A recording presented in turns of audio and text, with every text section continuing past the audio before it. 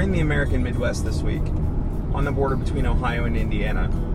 The little town we're here to visit, College Corner, is actually right on the border, which is to say, one building we're visiting is in Ohio, another one in Indiana, and they're about a block away. The town is the intersection of two states. It's the intersection of, I'm told, 5 counties. And in a way, it's the intersection of a lot of other things. You wouldn't expect to find Audi LMP cars in the middle of nowhere, Ohio, or nowhere, Indiana, other than we're not that far from Indianapolis.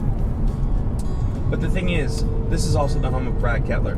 You may remember that name from Champion Racing.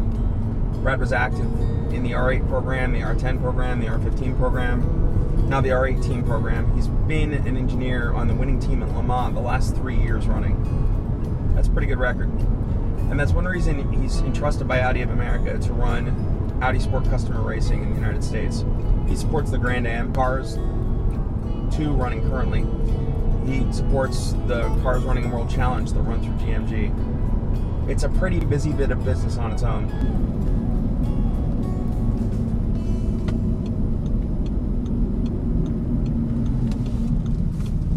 So here we are at the first of Kettler's facilities. It's where his office is. Let's go in and take a look around. Well, this place, affectionately known as the Brick Shop, is one of my 5 buildings here in West College Corner. It's my original workshop that I started in 1995. Built a lot of cars in here, and it's now the home of the final assembly. It's now the home of the final assembly of the cars that sell or service or whatever. When they're finally done, they're finished up in here. There's been a lot of race cars prepared in this building over the years, all the way back through our LMP prototypes, GT1 Porsches, GT2 Porsches, previous Daytona winners. There's a lot of stuff happened in this little building. Over here you have 2 R8 LMS or R8 Grand Am cars in process. These are both the Watkins Glen race cars. Obviously the fall line car and our test car there, they're both getting serviced and they'll be finished this week and ready to go to Indy. We have my 911 back here that's getting some work done on the pedal box. Back here you have the guys drilling out some pins in the rear hub here that got broken in the pit stops during the race. So you got Charlie drilling. Yeah, you got Bobby supervising and Larry's adding in the government aspect here. So the guide pins for the brake drums are easily damaged on these hubs, and it causes the brake drum to come out of alignment. Brake disc come out of alignment. It's eclectic and homely, but it's got a lot of depth here. There's a lot of little resources, a lot of tools, a lot of hardware, a lot of special things in these buildings that help us get through these projects, especially when we're up against the wall and we're in a can-do, need-to-do situation where we can pull out the stops and get the work done.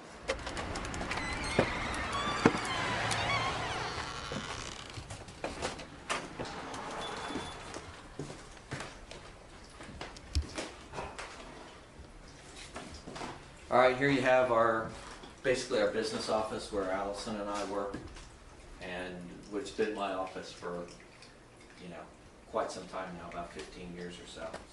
This is a little print of an R8 LMP car that was built here in West College Corner in the shops that you're seeing by myself and Bobby Green and Greg Martin and a few of my other people. And this is a replica R8 LMP car, running replica. We gave it a number 607. It's owned by a fellow named Jim Rogers, and I would contend it is one of the very best R8 LMP cars ever assembled. Here's some pictures of the touring car project in the very beginning with Mr. Derek Bell and Michael Galati and a crew, the Champion Racing crew with myself. That's back in 2001. That's at Laguna Seca. Speed Vision World Challenge. So this facility is called, do you have a Okay. name for it? Yeah, this is the truck shop, although it doesn't really look like a truck shop right now. This is basically our truck facility where we take care of the AOA1, the main parts transporter, as well as our engineering trailer and some of our other stuff. I'm a big fan of keeping everything inside. So basically it's a big clear span building with a lot of miscellaneous equipment in it. We've started decorating it a little bit. It's got some cool stuff from the Rolex, from the Daytona, from the 51st, and got some TDI posters and some other kind of cool memorabilia in it. So here we have a couple of our Audi of America tradition cars. We have an R10 TDI, basically a first generation TDI R10 show car. And here we have the R8605 LMP, which is unique in its history and very rich because this is not only the Le Mans winner from 2005, but also the last R8 to compete at top level competition, winning its last race that it was entered in Lime Rock Park in 2006 with Alan McNish and Dindo Capello and me as its engineer. So it holds a very special place in my heart. That was the 50th victory for this car. Not for this particular car, but for the car in general. That was its 50th.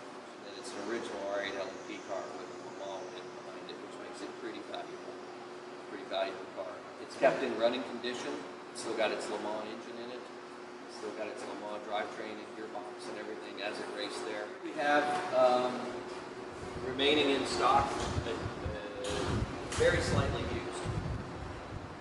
R8 Grandana was used in Daytona this year at second place finish with Team APR.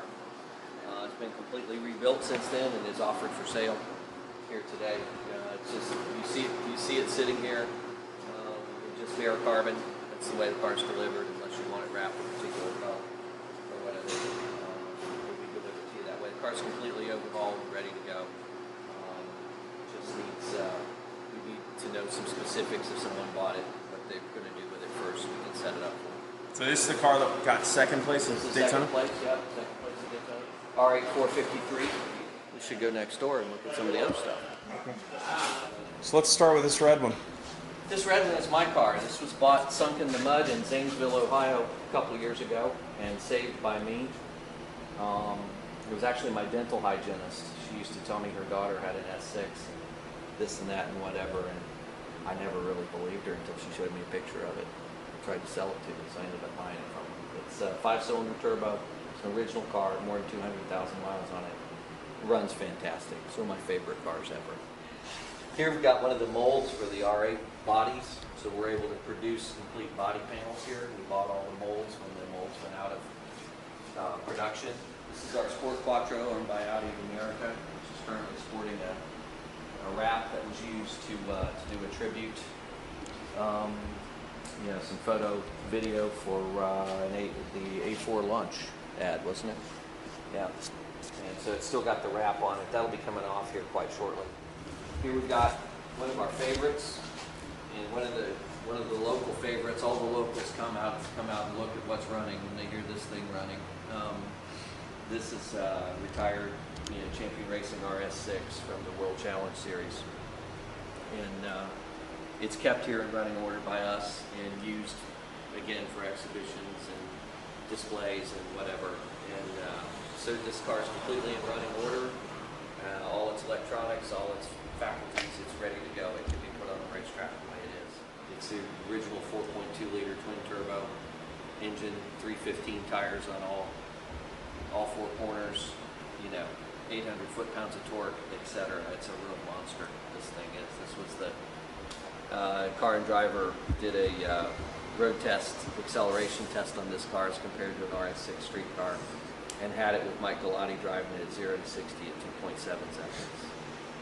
This is an earlier World Challenge car, which was also a championship car used by Michael Galati, which is an RS4 competition, 2.7 liter twin turbo car, previous, just a generation before the RS6.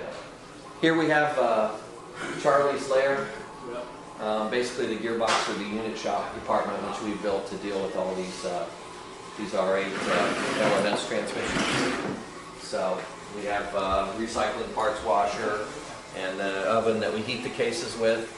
Again, nothing fancy. We have an old oven that we bought at a yard sale that we use to heat the cases and drop the bearings in. And the philosophy of the gearbox shop was that you could bring a gearbox in from the room, from outside. In other words, you could pull up a vehicle, back it into the building. There's a lift to lift the gearbox out, put it on the rolling table, roll it in here, and load it directly onto the work stand without ever having to pick it up.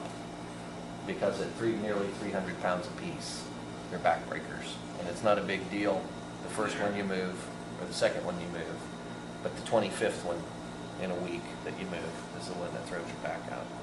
So anyway. Have you moved 25 in a week, Charlie? Oh yeah. Yeah. Oh yeah, easy. I did 16 just in this room before Daytona. Right, right.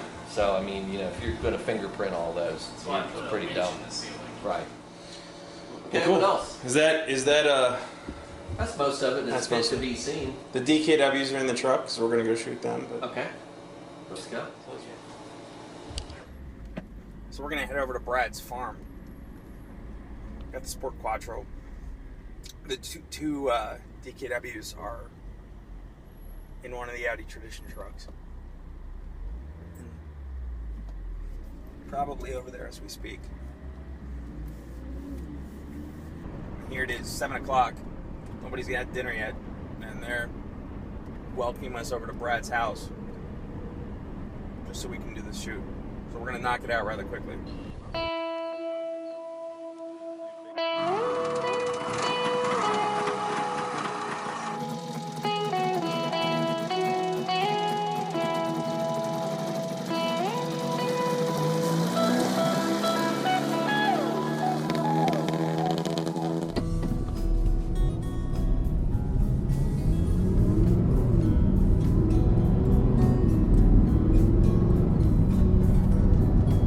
So we've been on the ground here in Indiana and Ohio for 2 full days.